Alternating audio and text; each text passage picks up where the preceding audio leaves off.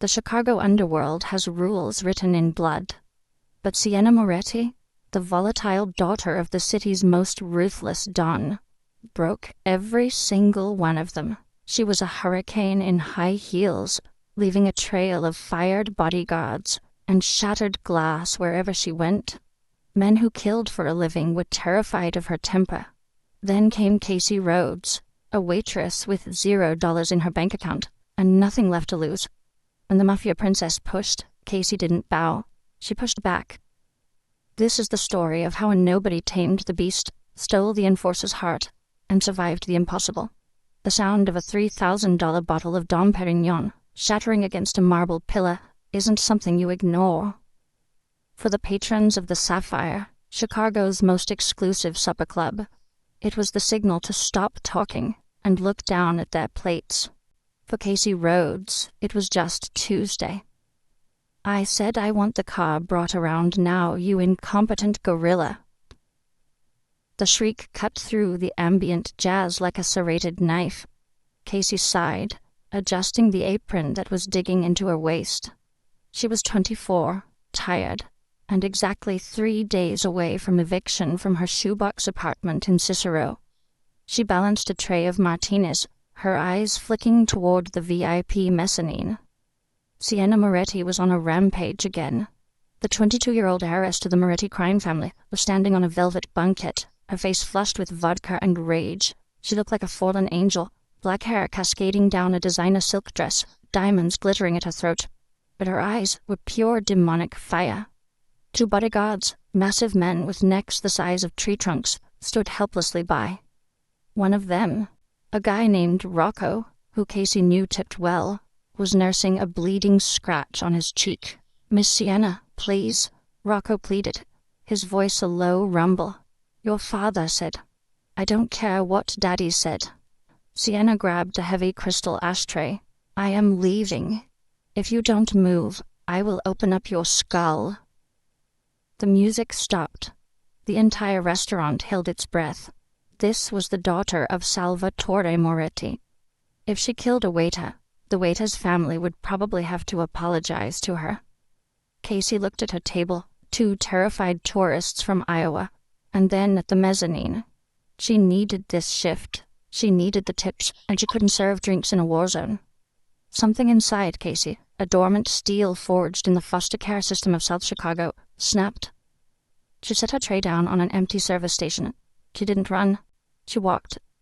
She walked with the heavy, stomping gait of a woman who had worked a double shift on 4 hours of sleep. She marched up the curved staircase, bypassing the VIP-only rope. Rocco saw her coming. His eyes widened. "Casey, no. Get back downstairs." Sienna spun around, the heavy crystal ashtray raised high. She looked at Casey with the disdain a lioness might show a gnat. "Who the hell are you? Get me another drink, or get out of my face." "Put it down," Casey said. Her voice wasn't loud, but it was flat. Dead calm. Sienna blinked, genuinely confused. "Excuse me? The ashtray." "Put it down. You're scaring the customers, and you're costing me tips." The silence in the room was deafening. Rocco took a step back, looking as if he expected a sniper bullet to come through the window. No one spoke to Sienna Moretti like that. No one. Sienna laughed, a harsh, brittle sound. "Do you know who I am, you little rat? I could have you killed before you hit the floor. And I could spill this pitcher of ice water on that dress," Casey said, grabbing the silver pitcher from a nearby table. "That's vintage Versace, right? Silk doesn't like water. It stains. Ruined forever." Sienna froze. The threat of violence she was used to. The threat of fashion disaster. That was new. "You wouldn't dare. Try me." Casey took a step closer, invading the personal space that grown hitmen feared to enter. "You're acting like a toddler. You want to go. Go. Walk out the front door. But stop throwing things. It's tacky. And you're supposed to be royalty, right? Act like it." For 10 seconds, the air crackled with electricity. Sienna's knuckles turned white on the ashtray. She stared into Casey's eyes, searching for fear. She found exhaustion, annoyance, and a strange, cold pity. Sienna's lip curled. She slowly lowered her arm. Then, with a sneer, she dropped the heavy crystal onto the carpet with a dull thud. "You're boring me," Sienna spat. She stepped down from the banquet, shoving past Casey, her shoulder checking the waitress hard enough to bruise. "Rocco, the car." Sienna stormed out, her entourage scrambling to follow. Casey stood alone on the mezzanine. Her hand started to shake, the adrenaline dumping out of her system all at once. She looked at Rocco, who was staring at her with his mouth slightly open. "You have a death wish, kid," Rocco whispered, before he ran after his charge. Casey didn't answer. She picked up the ashtray, wiped the table, and went back to the bar.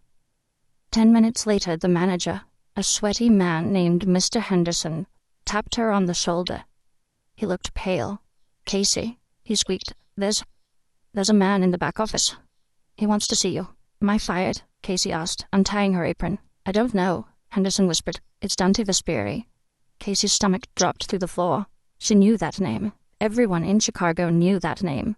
Dante Vesperi was Salvatore Moretti's underboss, the enforcer, the reaper. If Sienna was the hurricane, Dante was the silence after the storm. Casey walked to the office, her legs feeling like lead. She opened the door. Sitting behind the manager's desk, wearing a charcoal suit that cost more than Casey would earn in a decade, was Dante. He was terrifyingly handsome. Dark eyes, sharp jawline, and a scar cutting through his left eyebrow. He was cleaning a speck of dust from his cufflink. He looked up. His eyes were cold, assessing, and predatory.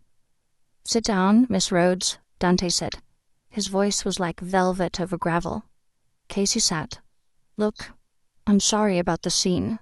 I just—" "Shut up," Dante said gently. He placed a tablet on the desk. It was playing the security footage from the mezzanine. He tapped the screen, pausing it at the exact moment Casey threatened to ruin the Versace dress. Dante studied the image, then looked back at her. "My men can't handle her. Her father can't handle her. Psychologists run away weeping." He leaned forward. "How much do you make a year, Miss Rhodes?" 22,000. Before taxes, Casey stammered, caught off guard. Dante pulled a checkbook from his jacket pocket. He uncapped a fountain pen. "Pack a bag. You're done waiting tables." The ride to the Moretti estate in Lake Forest was silent. Casey sat in the back of a black SUV that smelled of expensive leather and gun oil. The windows were tinted so dark that the world outside was just a gray blur. She wasn't sure if she had been hired or kidnapped. Dante Vesperi sat across from her, scrolling through emails on his phone. He hadn't spoken since they left the Sapphire. Casey studied him surreptitiously. He was younger than the stories suggested, maybe 30 or 31, but he carried himself with the weight of a man twice his age. There was a lethal grace to him, a coiled tension that suggested he could snap her neck before she even blinked. "Stop staring," Dante said without looking up. Casey stiffened. "I'm not staring. I'm assessing my captor." Dante's lips quirked, a microscopic smile that vanished instantly. He finally looked up, locking eyes with her. "You aren't a captive, Casey. You're an employee. A very highly paid experiment." "You haven't told me what the job is," Casey countered, crossing her arms over her cheap polyester uniform. "You just wrote a check for $10,000 and told me to get in the car." "That was a signing bonus," Dante corrected. "The job is simple. You are to be Sienna's companion." "Babysitter," Casey translated. "Handler," Dante corrected again. "Sienna is troubled. Her mother passed away 5 years ago, in a manner that was, let's say, unfortunate. Since then, Sienna has been spiraling. Drugs, reckless driving, public outbursts. It's bad for business. It draws attention we don't want." "And you think I can stop her?" "I'm a waitress, Mr. Vesperi, not a therapist. You're the first person in 2 years she didn't physically assault when challenged," Dante said. "You didn't bow to her. Sienna despises fear. She eats it. You showed her indifference. That intrigued her. The car slowed, turning through massive iron gates. The Moretti estate was a fortress disguised as a mansion. High stone walls, cameras everywhere, and men with earpieces patrolling the grounds with Dobermans. "Here is the deal," Dante said as the car came to a halt in the circular driveway. "You live here. You go where she goes. You keep her out of the tabloids and out of jail. In return, you get $5,000 a week, room and board, and full protection." Casey's jaw nearly hit her chest. $5,000 is that legal?" "We prefer the term off the books," Dante said, opening the door. "But there's a catch." Casey hesitated on the gravel driveway. There always is. Dante stepped close to her. He smelled of sandalwood and danger. He loomed over her, using his height to intimidate, his dark eyes boring into hers. "If you betray us," he said softly, his voice dropping an octave, "if you sell stories to the press, if you help her buy drugs, or if you try to run, I will find you, and I will make you regret ever being born. Do we understand each other?" A shiver raced down Casey's spine, not entirely from fear. Crystal clear. They entered the house. The foyer was like a museum. Marble floors, Renaissance art. A chandelier the size of a Buick. Standing at the top of the grand staircase was Salvatore Moretti. The Don was an older version of Sienna, but where she was fire, he was ice. He leaned on a cane, his face a roadmap of hard choices. "Is this the girl?" Salvatore asked, his voice rasping. "This is her," Dante said. Salvatore limped down the stairs. He circled Casey, inspecting her like a racehorse. "She looks thin, poor. Hungry dogs hunt best, Don Salvatore," Casey said, chin up. Salvatore stopped. He looked at Dante. "She has a mouth." "She does," Dante agreed. "Good," Salvatore grunted. "Sienna is in the pool house. She's breaking the furniture. Go introduce yourself." Casey looked from the Don to the enforcer. She took a deep breath, clutching her battered purse. "All right, but if she throws a lamp at me, I'm throwing it back." Dante watched her walk away toward the French doors leading to the garden. "She won't last a week," Salvatore muttered, lighting a cigar. "I don't know," Dante said, his gaze lingering on Casey's retreating figure. "I think she might surprise us. She didn't flinch when I threatened her." "Everyone flinches, Dante." Salvatore exhaled smoke. "Eventually." Casey navigated the manicured gardens, the sound of breaking wood guiding her to the pool house. She pushed open the glass doors. The pool house was a wreck. A lounge chair was floating in the water. A glass table was shattered. Sienna was sitting on the edge of the pool, smoking a cigarette, wearing a bikini that cost more than Casey's life savings. She held a bottle of tequila in one hand. Sienna looked up, her eyeliner smudged. She squinted. "You," Sienna said. "The waitress, the one with the water pitcher." "Casey," she corrected. She walked over, picked up a towel from the floor, and tossed it at Sienna. "Cover up. You'll catch a cold." Sienna stared at the towel. Then she looked at Casey. A slow, malicious grin spread across her face. "Daddy hired you, didn't he? To be my new jailer?" "I'm not a jailer," Casey said, sitting on a dry lounge chair opposite her. "I'm the person who's going to make sure you don't end up dead in a gutter, so your father doesn't have to bury his only child." Sienna laughed, tossing the tequila bottle into the pool. It bobbed next to the chair. "You think you're tough? The last girl, Brenda? I broke her arm. She fell down the stairs." "I have excellent balance," Casey said dryly, "and I grew up in a group home in Southside with 6 boys. You breaking my arm would require you to put down the drink and actually try." Sienna stood up, her eyes narrowing. She stalked toward Casey. "You have no idea what you've walked into, Casey Rhodes. This isn't a job. It's a shark tank. And Dante? He's the biggest shark of them all. He'll chew you up and spit you out once he's bored." "I'm not interested in Dante," Casey lied. She was very interested in the man who had threatened to unmake her existence. "We'll see," Sienna whispered, leaning down so her face was inches from Casey's. Welcome to the family. Try not to bleed on the carpet. Sienna turned and dove into the pool, cutting through the water like a knife. Casey watched her, feeling the weight of the mansion pressing down on her. She had secured the money. She had entered the lion's den. But as she looked at the reflection of the How Rouse in the glass, she saw Dante watching her from the balcony above.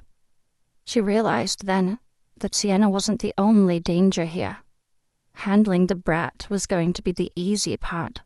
Surviving the chemistry brewing between her and the enforcer, that was the impossible task. The guest suite was nicer than any apartment Casey had ever rented. It had silk sheets, a balcony overlooking the expansive grounds, and a bathroom bigger than her old kitchen. But Casey couldn't sleep. The silence of the Moretti estate was heavy, pressing against her ears like water. It was 2 a.m. when the sound of a heavy engine purring to life shattered the quiet. Casey was out of bed in 3 seconds. She didn't bother changing out of the oversized t-shirt she slept in. She just grabbed a pair of jeans, pulled them on as she hopped toward the door, and shoved her feet into her combat boots. She knew that sound. It was the low, throaty rumble of a McLaren trying to be quiet. Sienna. Casey sprinted down the hallway, bypassing the main staircase and taking the servants' stairs 2 at a time. She burst out the side door just as the sleek, silver sports car was rolling down the driveway with its lights off. "Hey!" Casey shouted, sprinting across the gravel. The car didn't stop. If anything, it accelerated. Casey cursed. She looked around. The guards at the gate were probably bribed or distracted. Sienna had done this before. Casey spotted a black Ducati motorcycle parked near the garage, Dante's bike. She'd seen him polishing it earlier. The keys weren't in it. But Casey didn't need keys. Not with her background. She hot-wired the bike in under 30 seconds, the engine roaring to life with a scream that definitely woke the house. She tore down the driveway, the wind whipping her hair into a frenzy as she chased the taillights of the McLaren, disappearing into the dark forest roads of Lake Forest. She caught up to Sienna on the I-94, heading straight for downtown Chicago. Casey pulled up alongside the driver's side window, revving the engine and pointing firmly to the shoulder. Sienna looked over, her eyes wide behind designer sunglasses. She flipped Casey the bird and floored it. "Oh, you want to play?" Casey muttered, leaning into the handlebars. The chase ended at the Vault, an underground club in the meatpacking district that was technically closed for renovations, but apparently open for mob royalty. Sienna screeched to a halt in the alley, nearly hitting a dumpster. Casey parked the bike, kickstand down, and stormed over as Sienna climbed out of the car, looking immaculate in a shimmering red dress. "Go home, Nanny," Sienna sneered, stumbling slightly. She was already high on something. "Get back in the car, Sienna," Casey ordered, grabbing her arm. "Do you have a death wish?" "Your father. My father is a tyrant." Sienna yanked her arm away. "I just want to dance. 1 hour. Then I go back to the prison." Before Casey could drag her back, the back door of the club opened. A bouncer, a mountain of a man named Tiny, looked out. "Miss Moretti?" Tiny nodded. "We weren't expecting you. Let me in, Tiny, and keep the stray dog out." She gestured to Casey. Sienna disappeared inside. Casey didn't hesitate. She ducked under Tiny's arm. "Hey." Tiny grabbed her shoulder. Casey didn't think. She reacted. She dropped her weight, stomped on Tiny's instep, and drove her elbow backward into his solar plexus. The giant wheezed and doubled over. Casey slipped past him into the thumping bass of the club. Inside, it was chaos, strobe lights, smoke, and bodies moving to a deafening rhythm. Casey scanned the VIP booths. She spotted the red dress immediately. Sienna was already pouring shots, laughing with a group of men who looked like they sold organs on the black market. Casey marched over, pushing through the crowd. But as she got closer, she noticed something. The men around Sienna weren't smiling with her. They were smiling at her. Predatory. One of them, a guy with a snake tattoo on his neck, was texting under the table. Casey's instincts, honed in the roughest foster homes and darker alleys of Chicago, screamed danger. She reached the booth just as the man with the snake tattoo slid a hand onto Sienna's thigh. "We're leaving," Casey announced, her voice cutting through the music. She grabbed Sienna's wrist. "Let go of me," Sienna shrieked. "Guys, get her off me." Snake Tattoo stood up. "You heard the lady. Let her go." "You don't want to do this," Casey said, her eyes scanning the room. 3 other men were closing in. This wasn't a party. It was a trap. "I think I do." Snake Tattoo grinned, revealing a gold tooth. He reached for his waistband. Casey moved. She grabbed a half-full bottle of Grey Goose from the table and smashed it across Snake Tattoo's face. He went down screaming, blood and vodka spraying everywhere. "Sienna, move," Casey yelled. The other 3 men lunged. Casey kicked the table into the first one, knocking him backward.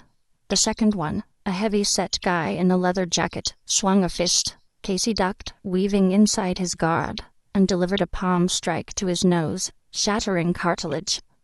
Sienna stood frozen, the high wearing off instantly in the face of raw violence. "Run." Casey grabbed her hand, dragging her toward the kitchen exit. They burst into the kitchen, startling the cooks. But the back exit was blocked by 2 more men holding switchblades. "Well," Casey panted, looking around for a weapon. She grabbed a heavy cast-iron skillet from a drying rack. "This is going to hurt." The men lunged. Casey swung the skillet with terrifying precision, cracking the first man's wrist. But the second one tackled her, driving her into the stainless steel prep table. The knife slashed down. Casey caught his wrist, her muscles straining, the blade inches from her eye. "Sienna, get out," Casey screamed. I can't." Sienna was cowering in the corner. The man was stronger than Casey. The blade crept closer. Casey gritted her teeth, preparing to bite, to scratch, to do whatever it took. Bang! The sound of the gunshot was deafening in the tiled room. The man on top of her went limp, a dark hole appearing in his shoulder. Casey shoved him off and scrambled back. Standing in the doorway, smoking gun in hand, was Dante Vesperi. He didn't look like a savior. He looked like the angel of death. He wore a black trench coat over his pajamas, his face a mask of cold fury. Behind him were 6 Moretti soldiers. "Clear the room," Dante ordered calmly. His men swarmed the kitchen. Dante walked over to Casey. She was panting, her shirt torn, blood on her cheek that wasn't hers. She still held the cast-iron skillet. Dante looked at the skillet, then at the unconscious men on the floor. He hoisted his gun. "You took the Ducati," he said. It wasn't a question. "You left the keys on the dresser," Casey lied, breathless. Dante reached out, his thumb wiping the smear of blood from her cheek. His touch was electric, burning her skin. "Get in the car," he said. "We have a lot to discuss." The drive back was different this time. Sienna was sobbing in the back of the SUV, sandwiched between 2 guards. Casey was in the front passenger seat. Dante was driving. He drove fast, his knuckles white on the steering wheel. They were Gallagher's. Dante broke the silence after 10 minutes. Irish mob, low level, but ambitious. They knew she would be there. "Someone tipped them off," Casey said, staring out the window. "That guy with the snake tattoo? He was texting before I even got to the table." Dante glanced at her. "You noticed that?" "I notice everything. It keeps me alive. So does cracking a skull with a frying pan," Dante muttered. When they arrived at the estate, Salvatore was waiting in the library. He didn't yell. He just looked at Sienna with profound disappointment, until she ran to her room in tears. Then he turned to Casey and Dante. "Leave us," Salvatore told his guards. The heavy oak doors clicked shut. The library smelled of old paper and cigar smoke. Salvatore poured 2 glasses of scotch. He slid one across the desk to Dante, but his eyes were on Casey. "My son tells me you disabled 3 men, 2 with broken bones, 1 with a concussion, and you identified a setup before my security team did." "Your security team was busy watching the front door," Casey said, not touching the drink. "The Gallaghers came in the back." "Who are you?" Salvatore asked softly. "Because I ran your background check, Miss Rhodes." It says you are a waitress. You grew up in the system. No military record. No police academy. So where did a waitress learn to disarm a knife wielder? Casey felt the trap closing. She couldn't tell them the truth. Not yet. The truth would get her killed faster than the Gallaghers ever could. You grow up in the homes I did, Casey said, keeping her voice steady. You learn to fight or you become a victim. I had a foster brother who ran with a bad crew. He taught me how to box, how to spot a mark. A foster brother, Dante repeated, leaning against the mantel. He was watching her like a hawk. What was his name? Does it matter? He's dead, Casey said flatly. Overdose. Dante pushed off the mantel and walked toward her. He circled her, making Casey feel like prey. You handled yourself well tonight, Dante said, but you were reckless. You took my bike. You went in alone. If I had waited for your team, they would have dragged her into a van before you even got your shoes on, Casey shot back. I bought you time. She's right, Salvatore grunted. He took a sip of scotch. She saved Sienna. That is all that matters tonight. Salvatore opened a drawer and pulled out a stack of cash. He tossed it on the desk. Bonus. For the hazard pay. Casey looked at the money. It was more than she used to make in a year. I don't want your money, Mr. Moretti. I want better security on Sienna. If she gets out again, next time they won't try to kidnap her. They'll just shoot her. Salvatore raised an eyebrow. You are refusing money? I'm refusing a bribe. I'm doing the job you hired me for. Casey turned to leave. I'm going to bed, unless you need me to beat up anyone else tonight. She walked out without waiting for an answer. Dante watched the door close. He picked up the stack of cash and weighed it in his hand. She's lying, Dante said. About the foster brother, Salvatore asked. About everything, Dante said. Her fighting style isn't street brawling, Sal. It's Krav Maga. Efficient, brutal, military grade. And the way she hot-wired the bike, she bypassed a high-end electronic ignition. That's not something you learn from a junkie foster brother. Salvatore sighed, rubbing his temples. Is she a cop? No, Dante said immediately. She doesn't smell like a cop. She hates the law. I saw it in her eyes when the sirens passed us on the highway. She tensed up. Then who is she working for? I don't know, Dante said, walking to the window to look out at the guest house where Casey was staying. But I'm going to find out. Keep her close. Let her think we trust her. And Sienna? Sienna is terrified, Dante said. For the first time in her life, she realized her last name is a target, not a shield. She might actually listen to Casey now. The next morning, the dynamic in the house had shifted. When Casey walked into the breakfast room, Sienna was already there. She wasn't throwing plates. She was staring into a cup of black coffee, looking pale and small. Morning, Casey said, pouring herself a cup. Sienna looked up.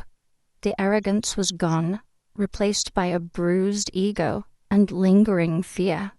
My dad says you saved my life. I did, Casey said, buttering a piece of toast. Why? Sienna asked. I treated you like trash. Casey paused. She looked at the young woman. Under the makeup and the attitude, Sienna was just a lonely kid, acting out for attention from a father who was too busy running an empire to be a dad. Because it was my job, Casey said, and because nobody deserves to be taken by the Gallaghers. Sienna shivered. They said they were going to send pieces of me to my dad. I know, Casey said softly, but they didn't. You're safe. Dante walked in then, wearing a crisp navy suit. He halted when he saw the two women talking civilly. The car is ready, Sienna, Dante said. You have the charity gala tonight. Salvatore expects you to be there, and on your best behavior. Sienna groaned, her head dropping to the table. The Foundation Gala. It's so boring. Do I have to? Yes, Dante said, and Casey is going with you. Casey looked up sharply. Me? I don't do galas. I don't have a dress. That has been rectified, Dante said. He snapped his fingers. A maid entered, carrying a garment bag. "Wear it," Dante ordered, "and bring your clutch." "My clutch?" "The one with the gun in it," Dante said, his eyes locking onto Casey's. "I'm issuing you a permit and a weapon. A Glock 43. Small, concealable. If anyone gets within 5 feet of her tonight, who isn't family, you put him down." Casey stared at him. He was arming her. He suspected her. She knew that much. He was testing her. If she handled the gun like a pro, he'd know she was trained. If she fumbled, she might be useless. It was a game of chess. "Fine," Casey said, standing up. "But if I'm carrying, I'm not wearing heels. I can't shoot straight in stilettos." Dante smirked. A genuine, dangerous smirk that made Casey's breath hitch. "Wear the boots," Dante said. "It suits you." The charity gala was held at the Field Museum. It was a sea of tuxedos, politicians, and mobsters pretending to be businessmen. Casey felt ridiculous in the emerald green silk gown Dante had selected. It hugged every curve, slit high up the thigh to allow for movement, and for access to the holster strapped to her leg. She wore her combat boots underneath, hidden by the long hem. Sienna was clinging to Casey's arm like a lifeline. The events of the previous night had shaken her deeply. "Just smile and wave," Casey whispered. "Don't drink too much." "I need a drink," Sienna hissed. "That's Marco Rossini over there. He hates my dad." Casey scanned the room. She saw Marco Rossini, a heavy-set man with a scar running through his eyebrow. He was talking to a tall, silver-haired man who looked vaguely familiar. Casey's heart stopped. The silver-haired man turned. It was Patrick O'Connor, the head of the Irish mob in Boston, and, though no one here knew it, Casey's biological uncle. Casey turned away sharply, her pulse hammering in her throat. What is he doing in Chicago? If he saw her, if he recognized her. "Casey, you okay?" Sienna asked, feeling Casey stiffen. "I'm fine," Casey choked out. "Just need some air. Stay with Dante. Do not move from his side." Casey pushed through the crowd, heading for the balcony. She needed to breathe. She needed to think. She had run from Boston 5 years ago to escape the O'Connor bloodline, to escape the destiny of being a mob wife or a bargaining chip. She burst onto the balcony, gulping in the cold Chicago air. "You look like you've seen a ghost," a voice said behind her. Casey spun around, her hand instinctively going to a thigh holster. It was Dante. He was leaning against the glass door, watching her. He held 2 glasses of champagne. "Just a headache," Casey said, forcing her hand to relax. "Liar." Dante walked over, handing her a glass. "You saw someone. Who was it? Rossini? Or the man he was with?"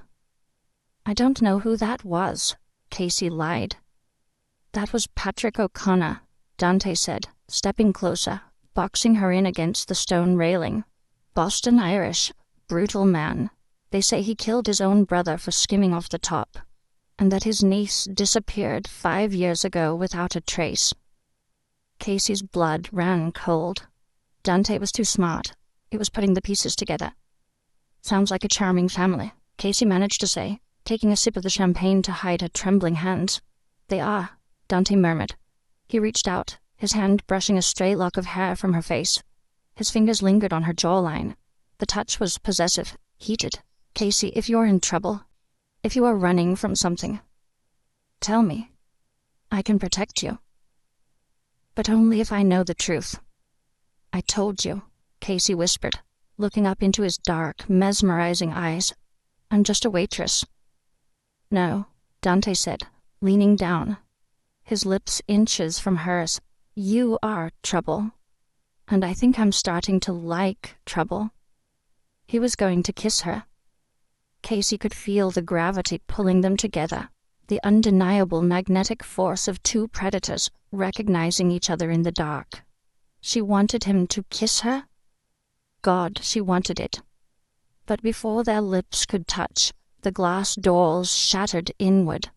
Gunfire erupted inside the museum. Screams tore through the gala. "Sienna!" Casey yelled, shoving Dante back.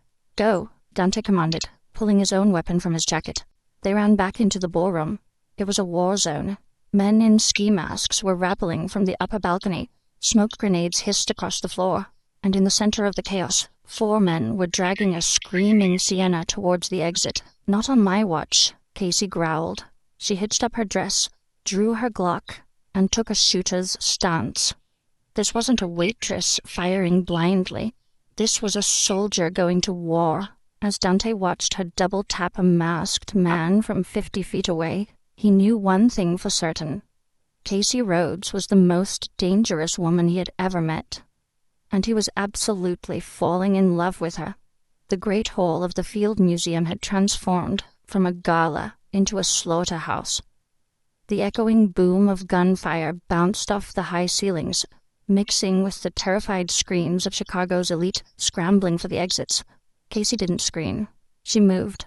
She kicked off her combat boots, abandoning them near the balcony doors, to move silently in her stocking feet. The emerald silk dress was ruined, ripped up to her hip, but she didn't care. She held the Glock 43 with a 2-handed grip that was steady as stone. "Dante, flank left." Casey barked the order without thinking. To his credit, the enforcer didn't argue. He saw the way she moved, low, tactical, checking corners, and realized she was the most qualified person in the room to lead this assault. He peeled off behind a massive display of a stuffed African elephant, drawing fire from 2 men on the mezzanine. Casey sprinted towards the center of the room. Sienna was being dragged by her hair across the polished floor by a man in a balaclava. She was kicking and screaming, one of her heels connecting with the kidnapper's shin. But he didn't stop. "Let her go," Casey yelled, leveling her weapon. The man spun around, using Sienna as a human shield. He pressed a gun to her temple. Sienna froze, her eyes locking onto Casey's. The terror in them was absolute. "Drop it, sweetheart," the man shouted. His accent was thick. "Boston, Southie." Casey's heart hammered against her ribs. She knew that accent. She knew the cadence. It was the voice of the men who used to guard her uncle's poker games. "You're making a mistake," Casey said, her voice eerily calm amidst the chaos. "You don't want to do this. Drop the gun, or I paint the floor with her brains." Casey calculated the shot. 30 feet, hostage moving slightly. Target area. The 3 inches of the man's forehead exposed above Sienna's shoulder. It was a sniper's shot with a subcompact pistol. Impossible for a waitress. Risky for a soldier. Necessary for family. "I said drop it." The man roared, his finger tightening on the trigger. Casey exhaled. The world slowed down. The smoke, the noise, the screaming. It all faded into a gray blur. The only thing in focus was the front sight of her pistol. Crack. The shot was a dry snap. The man's head jerked back violently. A red mist sprayed the air behind him. He crumbled instantly, the gun falling from his dead hand. Sienna screamed as the body weight dragged her down, but she scrambled away, crawling through the blood. "Get up!" Casey was there in a second, hauling Sienna to her feet. "Don't look at him. Look at me." Sienna was hyperventilating. You killed him. He was going to kill you. Move." Casey dragged Sienna behind a granite pillar just as automatic fire chewed up the floor where they had been standing. Pinned down, Dante's voice came over the small earpiece he had tossed Casey earlier. 3 shooters at the north entrance. We can't go out the front." "The loading dock," Casey said into the comms. "West wing. Through the Egyptian exhibit. It connects to the employee parking." "How do you know that?" Dante demanded, firing 2 suppressed shots in return. "I served tables here for a fundraiser last year." Casey lied smoothly. She actually knew it because she had cased every major building in the city for exits the week she arrived, a habit from a life on the run. "Go, I'll cover you," Dante ordered. "No," Casey said. She peered around the pillar. The shooters were advancing. "We move together. Leapfrog. I cover you, you move. You cover me, I move. On 3. Dante paused. He had led hit squads for 10 years. He had never taken orders from a woman in a ball gown. But as he watched Casey suppress the enemy position with 2 double taps that were professional grade, he realized he wasn't arguing with a waitress. He was arguing with a peer. Copy that. On 3. They moved like a single organism. a deadly dance of fire and maneuver. They pushed through the shadowed halls of the Egyptian exhibit, the ancient sarcophagi watching in silent judgment. At the loading dock, a black van was waiting. The engine was running. Casey didn't hesitate. She shot the driver through the side window before he could raise his weapon. She yanked the door open, pulled the body out, and shoved Sienna into the back seat. "Dante, drive!" Casey yelled, jumping into the passenger side. Dante slid behind the wheel, gunning the engine. The van squealed out of the dock, just as the heavy steel doors began to roll down. Bullets sparking off the rear bumper, they tore onto Lakeshore Drive, weaving through traffic at 100 miles an hour. Dante was checking the mirrors constantly. "We're clear," he said after 10 minutes of silence. "No tail." The adrenaline crash hit the car like a physical weight. Sienna was sobbing quietly in the back. Casey stared at her hands. They were steady, but covered in gunpowder residue. Dante didn't drive back to the estate. He took the Lower Wacker Drive, navigating the subterranean streets of Chicago, until he pulled up to a nondescript industrial building in the Loop. "Where are we?" Sienna asked, her voice trembling. "Safe house," Dante said. He turned off the engine and turned to look at Casey. The street lights from above cast long shadows across his face. He looked at the blood on her dress, the gun still in her hand, and the cold, flat look in her eyes. "You made a 30-foot headshot with a compact pistol," Dante said softly. "Under fire." Casey hosted the weapon, her face a mask. "Lucky shot." "Bullshit," Dante said. "Who are you, Casey? And don't tell me you're a waitress. Waitresses don't clear rooms like Navy SEALs." "I'm the girl who just saved your boss's daughter," Casey said, opening the door. "You can thank me later. Right now, she needs ice and a stiff drink." The safe house was a converted loft on the top floor of an old garment factory. It was sparse: brick walls, leather furniture, a fully stocked bar, and a medical kit that looked like it belonged in a trauma center. Sienna had collapsed onto a sofa, clutching a blanket. She was in shock. Casey made her a cup of tea with heavy sugar for the adrenaline crash, and sat with her until the shaking stopped. "Thank you," Sienna whispered, not looking up. I froze. "I'm sorry." "You're not a soldier, Sienna," Casey said gently, brushing hair out of the girl's face. "You're not supposed to know how to handle that. It's okay to be scared." "You weren't scared," Sienna said, looking up with wide eyes. You were like a machine. Like Dante." Casey flinched. She stood up. "I'll go check the perimeter." She walked to the kitchen area, where Dante was leaning against the island, nursing a glass of bourbon. He had taken off his jacket and unbuttoned his collar. He watched her approach. "She's asleep," Casey said. "Good." Dante slid a glass toward her. "Drink." Casey took it. The bourbon burned, a welcome fire in her chest. "Sit up on the counter," Dante ordered. "Excuse me? Your leg, you're bleeding." Casey looked down. She hadn't noticed, but a shard of glass or a ricochet had sliced her thigh, right through the slit in the dress. Blood was drying on her skin. She sighed and hopped up onto the granite island. Dante moved between her legs, not sexually but clinically. He opened a first aid kit. He poured antiseptic on a cotton pad. "This will sting," he murmured. He cleaned the wound with surprisingly gentle hands. Casey hissed, gripping the edge of the counter. Dante didn't look up, his focus entirely on the laceration. "Why are you helping us?" Dante asked quietly. "You could have run. In the confusion at the museum, you could have disappeared. You have skills. You could vanish." "I signed a contract," Casey said, watching his dark eyelashes against his cheek. "Contracts don't mean anything when bullets start flying."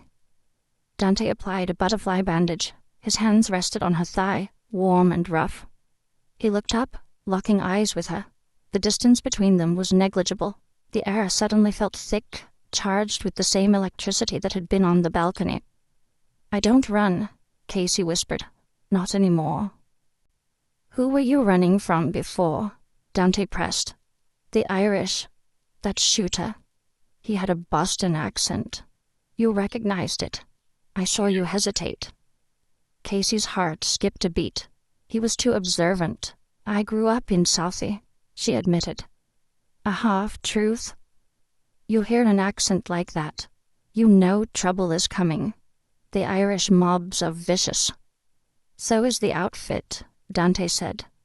His thumb traced a small circle on her skin, just above the bandage. But we protect our own. Am I your own? Casey asked, her breath hitching. Dante's gaze dropped to her lips, then back to her eyes. The intensity was suffocating. You're living in my house. You saved Sienna. You bleed for us. Yeah. You're ours now. He leaned in. This time there was no glass door to shatter, no gunfire to interrupt. Dante kissed her. It wasn't a gentle kiss. It was a claiming. It tasted of bourbon and danger. His hand moved to the back of her neck, tangling in her hair, pulling her closer. Casey gasped, her hands gripping his shirt, pulling him in. For a moment she forgot the lies, the O'Connors, and the hit on her head. There was just Dante. He pulled back slowly, resting his forehead against hers. They were both breathing hard.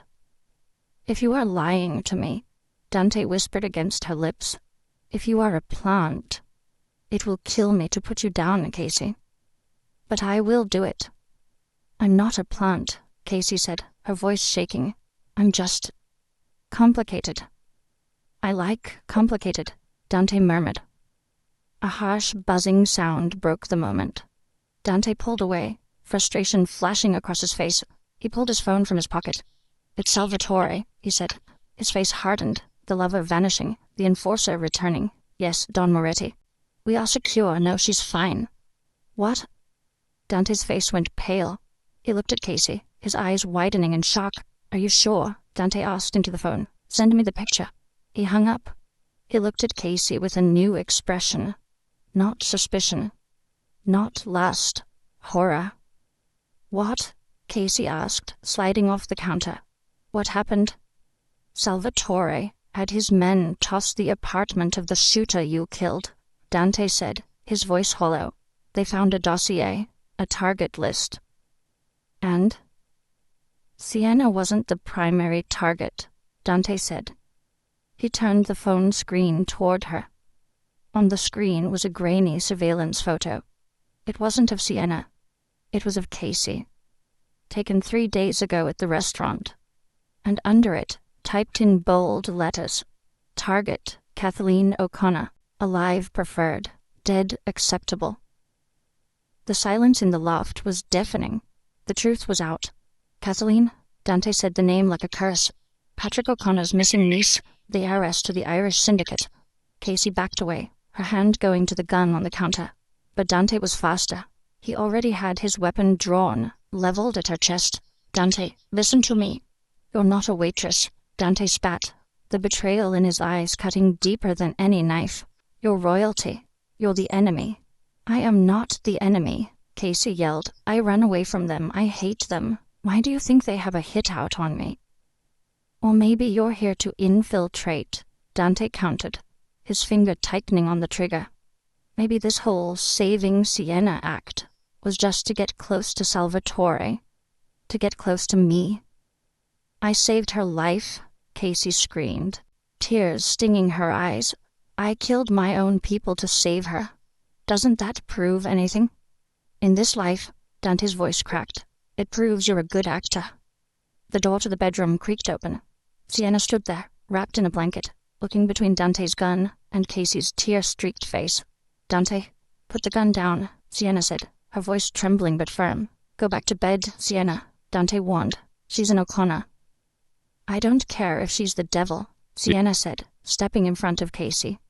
She shielded Casey with her own body. She took a bullet for me. She saved me when you weren't there.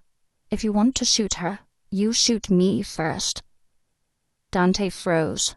The standoff hung in the air, heavy and suffocating. Move, Sienna, Dante growled. No.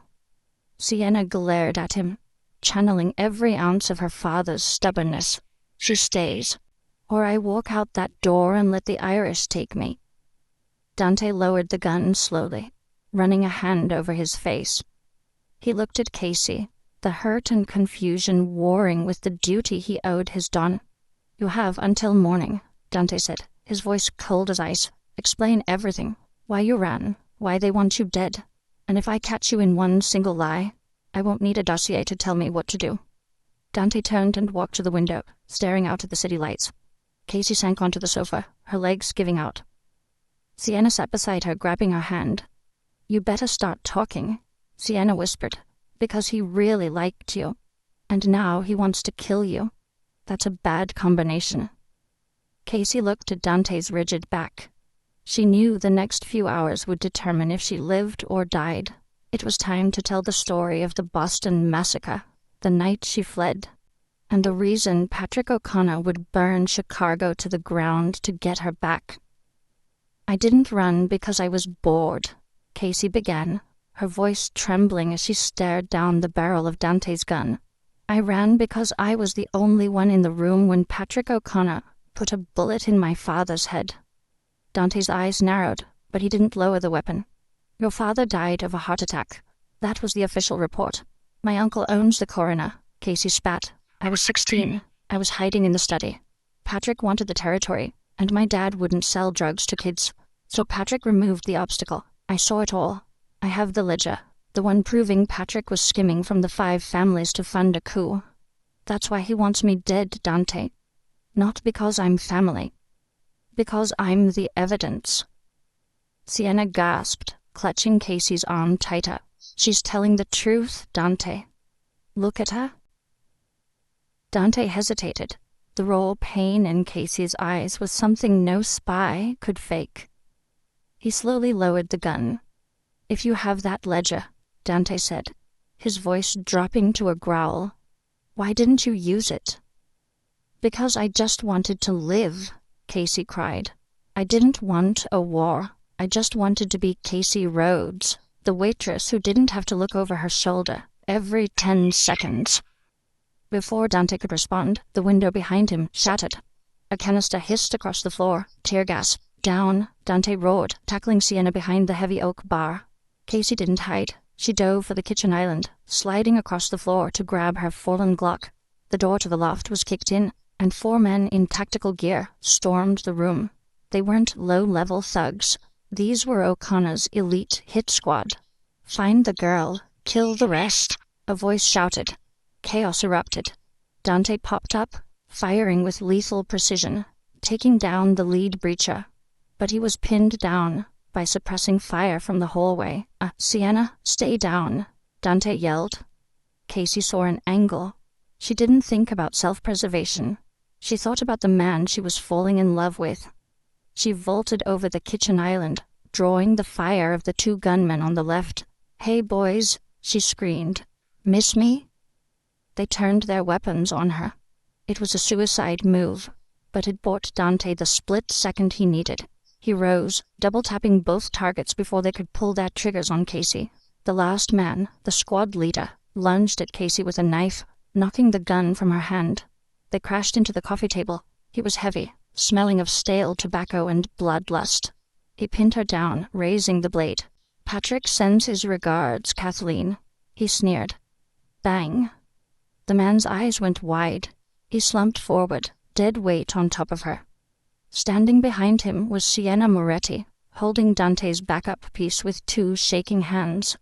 She looked terrified, but her jaw was set in stone. "Her name," Sienna said, her voice cracking, "is Casey." Dante pulled the body off Casey and hauled her to his feet. He looked at Sienna with a mixture of shock and immense pride. Then he looked at Casey. He pulled her into a crushing embrace, burying his face in her neck. "I believe you," Dante whispered into her hair. "I'm sorry." The sound of sirens and the distinct roar of Moretti reinforcements filled the street below. Salvatore had arrived. Later that night, the living room of the Moretti estate was quiet. Salvatore sat behind his desk, reading the battered ledger Casey had retrieved from her hidden safety deposit box. He closed the book. He looked at Casey, who was cleaned up, her wounds bandaged, sitting next to Dante. "With this," Salvatore said, tapping the leather cover, Patrick O'Connor is a dead man walking. The commission will sanction a hit by morning. You have given us Chicago, my dear." "I don't want Chicago," Casey said, leaning her head on Dante's shoulder. "I just want to stop running." Salvatore smiled, a rare, genuine expression. "Then stop. The O'Connors have finished. And as for you, Sienna tells me you saved her life twice tonight. You are not a waitress anymore, Casey." "No," Dante said, interlacing his fingers with hers and lifting her hand to kiss her knuckles. "She's family, and she's mine." Casey looked at the man who had threatened to kill her hours ago, seeing only devotion in his dark eyes. She smiled, the first true smile she had worn in 5 years. "Yours," she agreed, "but I'm still not wearing heels to the wedding." Dante laughed and nodded soft, the sound rich and promising. "Deal." What a ride. From a waitress dodging plates to a Mafia queen dodging bullets. Casey Rhodes proved that royalty isn't about bloodline. It's about loyalty and courage. She didn't just handle the Mafia boss's daughter. She saved her soul and captured the heart of the city's most dangerous enforcer. The O'Connors are history. Sienna has found a sister she never knew she needed. And Dante Vespere finally found the one woman wild enough to tame him. It turns out the Sapphire Supper Club lost a waitress, but the Moretti family gained a warrior. If you enjoyed this roller coaster of romance and action, smash that like button. Did you see that twist coming about her uncle? Let me know in the comments below. Don't forget to subscribe and ring the bell. We have a brand new story coming next week involving a billionaire CEO and a secret baby you won't want to miss. Thanks for watching.